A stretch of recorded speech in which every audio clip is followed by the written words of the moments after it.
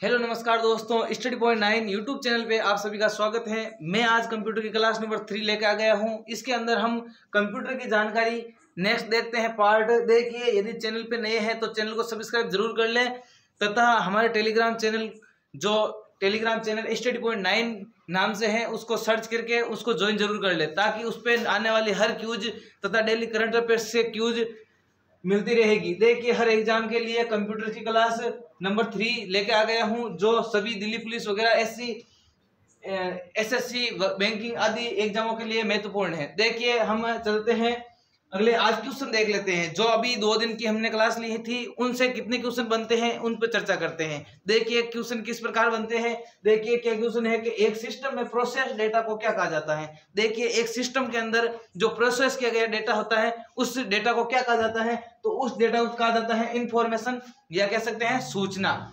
जो प्रोसेस किया हुआ डेटा क्या कहलाता है, वो डेटा कहलाता है सूचना या इंफॉर्मेशन। जो आउटपुट के रूप में मिलता है वो इंफॉर्मेशन या सूचना कहलाता है। नेक्स्ट क्वेश्चन देखिए, डाटा प्रोसेसिंग का सही क्रम क्या है। देखिए, डाटा प्रोसेसिंग का सही क्रम क्या है कि यदि हम कंप्यूटर के अंदर इनपुट देते हैं और इनपुट देने के बाद क्या होता है, प्रोसेस होता है, और प्रोसेस होने के बाद क्या होता है, आउटपुट मिलता है। यही हमारा क्या है, इसका सही क्रम है। इनपुट देते ही ये हार्ड डिस्क के अंदर अस्थायी रूप से स्टोर हो जाता है, और अस्थायी रूप से स्टोर होने के बाद ये प्रोसेस के लिए जाता है। प्रोसेस के लिए सीयू के अंदर जाता है, और सीयू के बाद एएलयू के अंदर जाता है, और एएलयू उसकी गणना करके उसको आउटपुट के रूप में दे देता है। यदि हम चाहें तो इसको हार्ड कॉपी के रूप में भी हम प्राप्त कर सकते हैं, या सॉफ्ट कॉपी के रूप में स्क्रीन पर हम देख सकते हैं। नेक्स्ट देखिए, एक सिस्टम में प्रोसेस डाटा एवं सूचना को क्या कहा जाता है। एक सिस्टम के अंदर जो प्रोसेस या सूचना उनको क्या कहा जाता है, उसको कहा जाता है नॉलेज, या कह सकते हैं ज्ञान। देखिए, वो फर्स्ट नंबर क्वेश्चन अलग था और ये क्वेश्चन अलग है। देखिए, एक सिस्टम में प्रोसेस किया हुआ डेटा,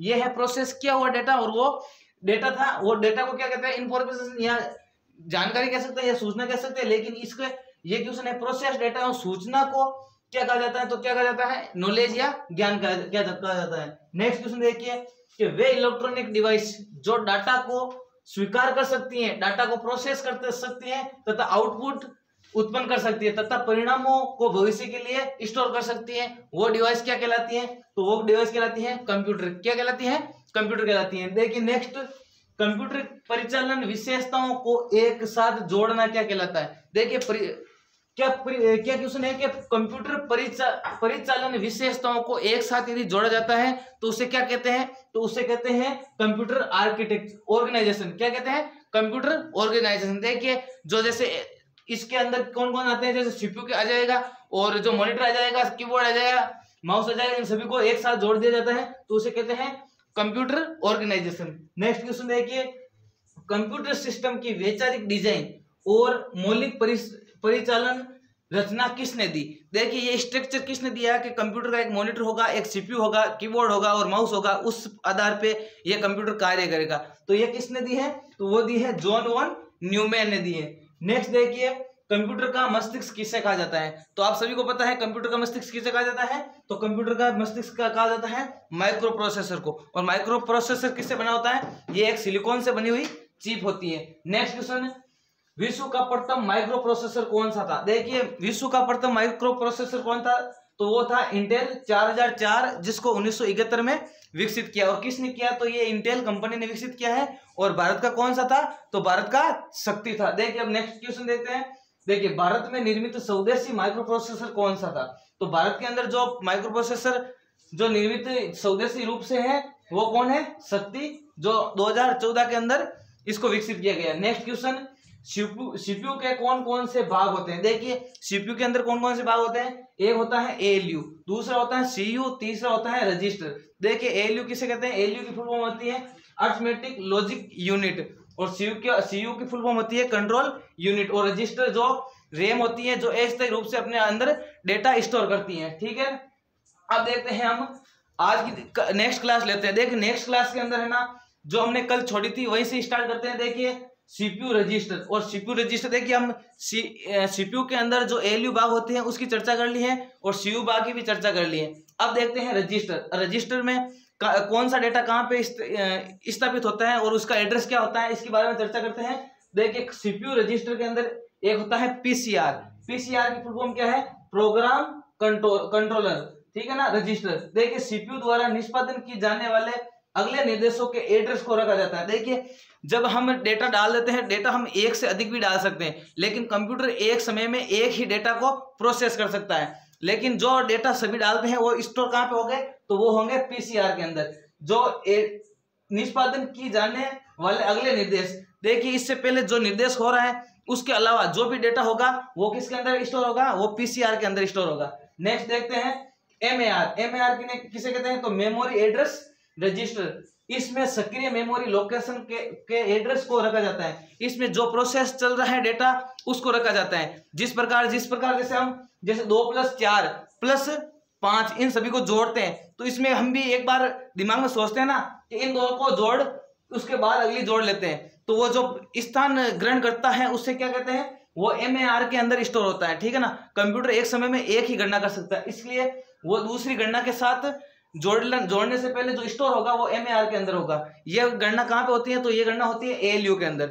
नेक्स्ट देखिए एमबीआर, मेमोरी बफर रजिस्टर। ये मुख्य मेमोरी से रीड की जाने वाले मेमोरी वर्ड की सामग्री को रखा जाता है। इसके अंदर कौन सा रखा जाता है, इसके अंदर मुख्य मेमोरी से रीड की गई। देखिए मुख्य मेमोरी से रीड की गई जैसे ही वो सीयू के अंदर आती है, तो सीयू के अंदर आते ही वो कहां पे रखी जाएगी, वो इस एमबीआर के अंदर रखी जाएगी। नेक्स्ट देखिए, नेक्स्ट होते हैं आईआर इंस्ट्रक्शन रजिस्टर। इसके अंदर क्या होता है कि सीपीयू द्वारा वर्तमान के निष्पादन किए जाने वाले निर्देशों को रखा जाता है। जो निर्देश क्या हो रहा है, एग्जीक्यूटिव हो रहा है, निष्पादन हो रहा है, वो इस किसके अंदर, आईआर के अंदर रखा जाएगा। नेक्स्ट देखिए एआर क्या होता है, एआर का उपयोग सीपीयू का एएलयू भाग करता है। देखिए अभी मैंने बताया सीपीयू के कितने भाग होते हैं, तो सीपीयू के 3 भाग होते हैं, एक एएलयू होता है, एक सीयू होता है और तीसरा होता है रजिस्टर। इसमें से एएलयू भाग जो इसकी लॉजिकल गणना करता है, जो प्लस माइनस गुणा भाग करता है, उनकी जो उपयोग होता है उनका उपयोग कहां पर रखा जाता है, उसको सीयू को एआर के अंदर रखा जाता है। ये रजिस्टर एएलयू के मध्यस्थ तथा पूर्ण परिणामों को स्टोर करता है। जो एएलयू के अंदर गणना हो गई उसको स्टोर कहां पे करता है, तो एआर के अंदर करता है। नेक्स्ट देखिए इनपुट आउटपुट रजिस्टर। ये अंतिम रजिस्टर होता है, इनके अंदर इनपुट तथा आउटपुट डिवाइस के साथ संचार करने हेतु इनपुट आउटपुट रजिस्टर का उपयोग किया जाता है। देखिए जो डेटा प्रोसेस हो गया उसको हम हार्ड कॉपी के अंदर लेंगे या फिर सॉफ्ट कॉपी के अंदर लेंगे, इसकी जानकारी कहां पे होती है, इसकी जानकारी इनपुट आउटपुट रजिस्टर के अंदर होती है। जिस प्रकार जैसे इनपुट तथा आउटपुट डिवाइस के साथ संचार, यदि इनपुट लेना, देखो इनपुट आउटपुट किस रूप में देना है, सॉफ्ट कॉपी के रूप में देना है, तो उसकी डिवाइस की जानकारी, या फिर हार्ड कॉपी के रूप में देना है तो उसकी जानकारी किसके अंदर होती है, इनपुट आउटपुट रजिस्टर के अंदर होती है। ठीक है ना। नेक्स्ट देखिए आज की क्लास यहीं पे समाप्त होती है। ये हमारा यूट्यूब चैनल है स्टडी पॉइंट 9। यदि आज तक सब्सक्राइब नहीं किया है तो सब्सक्राइब जरूर करें। Thank you. जय हिंद, जय भारत।